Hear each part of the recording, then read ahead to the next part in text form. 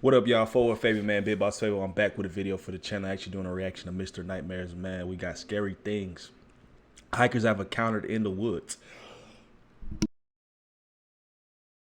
Excuse me. So yeah, me personally, bruh.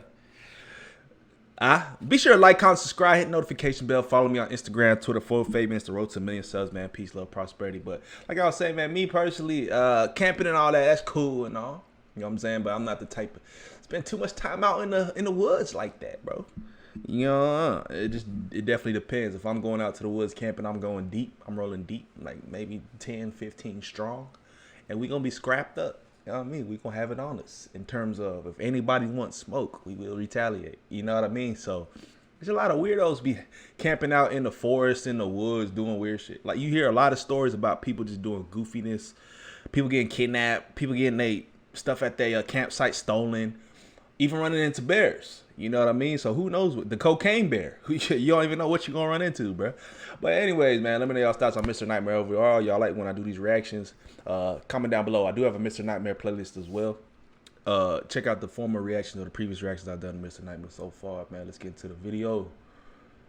Feel me? Hey, Mister. Hey, Mister. Today's video topic focuses on some of the scariest things that hikers have encountered in the woods, which ties in perfectly with the theme of the game sponsoring this video, Dead by Daylight Mobile, a terrifying game where one player takes on the role of the killer hunting down the other 4 players in various places, like the middle of the woods. More about that later. In 2014, a man named Ethan and his wife Danny were spending a weekend together on Vancouver Island, which they had done many times before. The couple has a lot of experience on the island and just camping in general. Vancouver Island provides an optimal camping setting because of its mix of scenic beaches and dense forest. The couple had many successful camping trips on the island, until something truly terrifying happened to them on their final outing on the island. Ethan and Danny were far from any roads or civilization, enjoying the solitude. They set up camp on a beach a good distance from anywhere and kept a fire going. To get to the trail leaving the beach was 1 kilometer along the beach and 2 kilometers to the road through the forest. The couple had met another camper named Leon from New Zealand, who they ran into earlier that day on the beach. Leon was planning on sleeping in his van, which he parked back up on the road. The couple invited him down to the beach for a fire. Hell no. Red flag 101. Leon was sleeping on the beach. He a weirdo. Let's take it back a little bit. Who they ran into through the forest. To the trail leaving the beach was 1 kilometer along the beach and 2 kilometers to the road through the forest. The couple had met another camper named Leon from New Zealand, who they ran into earlier that day on the beach. Leon was planning on sleeping in his van, which he parked back up on the road. The couple invited him down to the beach. Alright, maybe he wasn't sleeping on the beach, but first and foremost, I'm not getting cool with other campers, bro. You don't know why they out there, what they're running from, kind of how demented they are. For a fire, and the 3 which he parked back up on the road. The couple invited him down to the beach for a fire, and the 3 shared a bottle of wine, talking amongst themselves around the fire. This is where things started to get a little creepy. The sun was starting to go down by this point, and the trio kept hearing what sounded like female voices from behind them in the bushes dividing the beach from the forest. It wasn't too dark out yet though, so it was still possible that they were just other hikers or campers nearby, or even a group who anchored offshore and the sound was just bouncing in a weird way. All 3 of them could agree that they were hearing female voices though. On that note, it was getting late and a little dark, so Leon said goodbye and set out to hike back to his car before it was too dark. Ethan and Danny stayed by their campsite and stoked the fire because Danny was starting to get creeped out by the voices, which continued What the? on into the darkness. It sounded like 2 female voices speaking, but whatever that was being said was unintelligible. It sounded to the couple like the voices were not far beyond the tree line now. They stayed up very late tending to the fire, and only when the voices had finally stopped, they decided to put out the fire and go to sleep in the tent. Hell no. Before doing so, the 2 had scanned the cove with a flashlight several times looking for boats that could have been the source of the talking, but there was nothing in sight. It was around 3 a.m. when they laid down finally, ready to catch some shut-eye. But about 15 minutes after they laid down, Ethan and Danny heard footsteps in the area around their campsite, over by where the fire was. They came from the direction of the bushes toward the inland behind them, a direction that was not traversable by people. The couple lay there, hoping it was just a bear or any animal, because the only bears on the island are black bears. I was about to say, which usually are very timid around people. Ain't no grizzly. Footsteps went from the fire, then over to the tent, then back into the woods. 5 minutes later, the footsteps came back again to the fire, and now, clear as day, there were 2 female voices talking gibberish very loudly.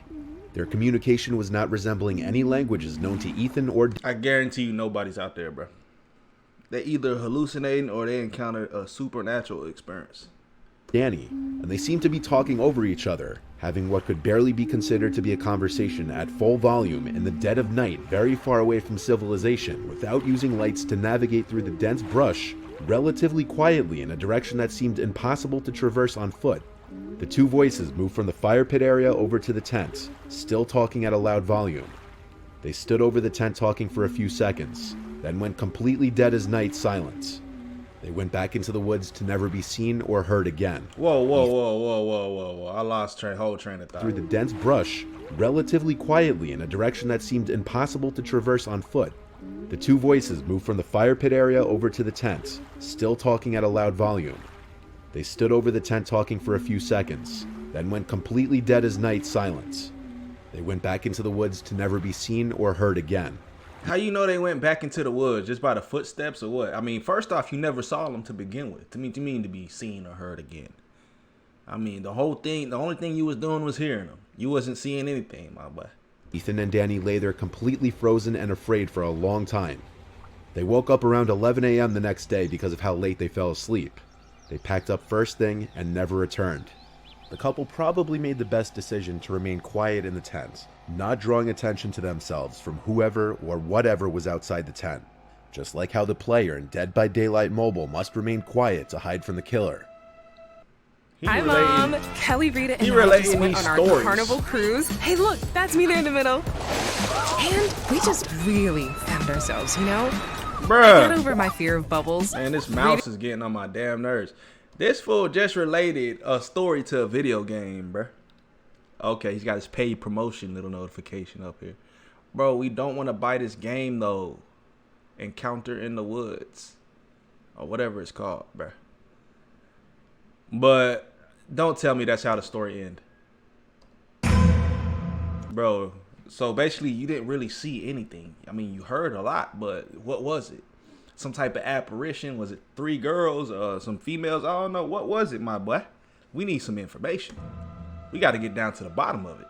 The following pictures you're about to see were taken by hikers Kylie Cashwell and John Stone, who both live in Eagle Mountain, Utah, a small town south of Salt Lake City.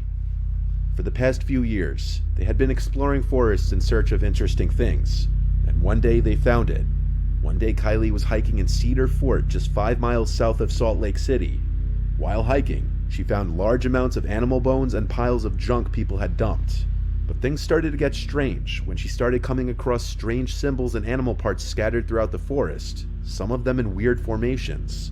On September 15th, she decided to bring her friend Josh along with her to show him in person. Hell nah, bruh. It sounds like some cult. And then second of all, if you found this and I'm your friend, do not bring me along. I don't really care like that.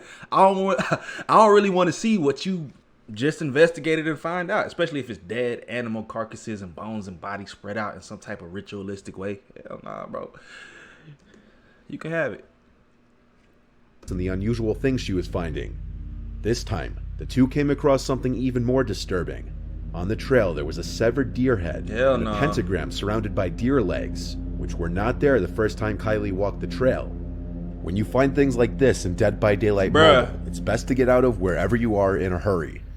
It's a weird type of upload. He's relating every story to gameplay and the concept from that game he's trying to promote. It makes me take the story less serious. But you already know it's a cult. Satanists, they doing some type of ritualistic practice, bro. They putting up pentagrams and stuff like that. The sun was going down, and after getting their pictures, they agreed it was time to head back to the car. But the more they walked, they realized they didn't recognize the path they were on. Uh-oh. So the two start looking around for anything that could refresh their memory of where they were. Now.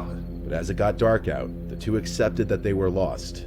With nothing but their phone flashlights to navigate, they started getting the feeling they were being watched. As they picked up their pace, the two started to hear the trees and bushes moving at least 20 feet to their right. We got them. More concerning by the fact that there was no wind that night. The two started to panic and hurried onto a trail they found, hoping it would take them back to Kylie's car. Just when things couldn't seem to get any worse, Kylie and Josh heard a scream so deep and horrific that it sounded neither human nor animal. The two sprinted down the trail, Kylie making a conscious effort not to look back, but Josh did. And Josh claimed to see a large black figure on the trail behind them, too big to be a human. The two made it to the car by some stroke of luck, losing whatever was chasing them. So they left the forest and went straight home. Upon doing research, Kylie found documents of common cult practices reported in those woods, as well as numerous murders and disappearances that happened in the area throughout the years. Damn. Like Ethan and Danny in the first story, Kylie has not returned since. Smart. So, this remind me of some movie. I forgot what it was, but it's basically like this couple goes on a trip. They meet some people who obviously some type of cultist, Satanist, and they try to conjure up something. They conjure up something that actually some type of beast, and it just feeds off of like flesh, human flesh or something like that. So I don't know what was chasing them on the path, what they saw, bruh. Well, with these cult people, man, they got all these ritualistic practices, bro, that you would be surprised about. Like, crazy. I'll just leave it at that, bro. I ain't gonna say no more. Deep in the woods in northern Germany, two friends were hiking in an area formerly territory of the German Democratic Republic. Germany? They came across these strange periscope-like pipes protruding from the ground. Feeling either brave or foolish, they decided to investigate further. They discovered a doorway hidden behind several bushes, covered by a large wooden lid. What they found hidden beneath the ground is a pretty disturbing piece of history. The doorway led to a huge abandoned army bunker. There were several tunnels leading off in different directions, which intersected a long central corridor. There were so many different directions to go that exploring the place felt like going through a maze to the two friends. They tried not to stray far away from each other in fear of getting lost. Yeah. That's how big the place was. I would have turned back. They ventured. As soon as I see it's this whole like maze of tunnels, I'm turning back. I'm not getting too deep in there. What's the point? What you trying to discover? Because as soon as you find out it's a vast area, it's a big area, what are you really trying to look for? Because you don't really know what you'll find. You know what I'm saying? You gonna explore the whole underground cave or what? People nowadays just be on some dumb shit, bro. It's like, it's one, if you're trying to get content, you got to try to sacrifice your safety or whatever you would encounter because you're willing to get some footage of something that'll probably go viral, capture the masses. It's a second thing if you some type of explorer and it's your job or duty to understand what's going on. Maybe you know the history about these places you go pretty much to go investigate them. But if you just hiking in the woods, bro, and then you see something weird and you just want to investigate like off top like that, no. Deeper into the structure, they came across German writing on the wall, which translated to help. Curiosity still got the better of them, and they continued deeper into the bunker. And as they did, the structure became more and more decayed. More writings were found on the walls, this time reading, "Hello Satan, I love you." Some of the rooms and corridors were flooded and smelled like sewage. They made their way into a very large room with a strange machine in the center. It's very possible the previous occupants had fled the bunker in a hurry, as there was a single shoe still stuck in the sludge on the floor. Damn! Why wouldn't someone have time to grab one shoe unless they were in a hurry? Bro, it was stuck in mud. It's pretty dusty looking too. I probably would have left it there too, brother. Hurry. The structure was believed to be an old military bunker, possibly used for shelter by the Nazis during World War II. But why did the soldiers seemingly leave in such a hurry? And whether they were the ones who had written the warning messages on the walls is unknown. They didn't. All things considered, this creepy abandoned structure would make a perfect hiding spot in Dead by Daylight Mobile.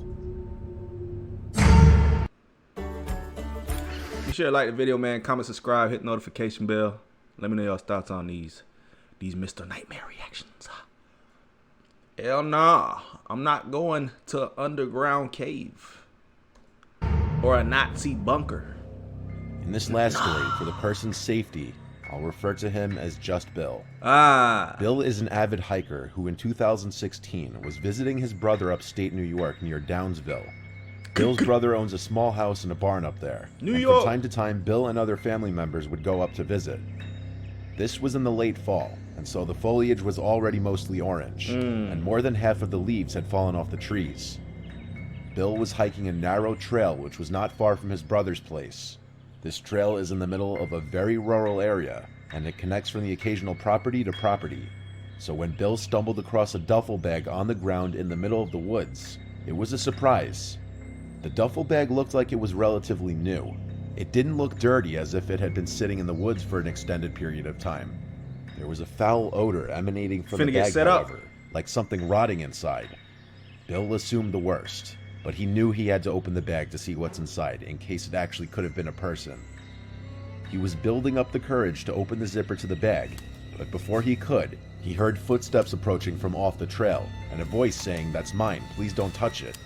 A large man in a dirty jacket and jeans was quickly approaching from the woods and grabbed the duffel bag off the ground. The two exchanged looks for a moment. Bill told the man he assumed the bag was forgotten by someone, and the man told him he was storing his kill from his hunt in the bag. Cap. Even though Bill isn't a hunter, he knew it's standard to use a cooler for storing fresh kill, not a duffel bag of all things. This also wouldn't explain the foul smell so soon, as usually dead bodies only start to smell after a few days, not right after death. So he apologized and continued walking down the trail, with a little more speed in his step. It's likely the man noticed Bill's nervousness, because he heard the duffel bag get dropped on the floor as he was walking away. But as he looked back, he didn't see the man anymore. Bill nervously continued along the trail, taking out his phone to try to call his brother for an emergency pickup by the road, but he didn't have any reception in the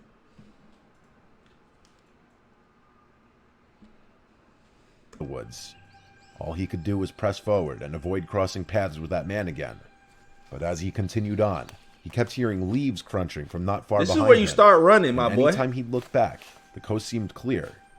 But eventually, his fear that he was being followed became real. He saw that man following him in the distance in a stalkerish manner, hiding behind a tree.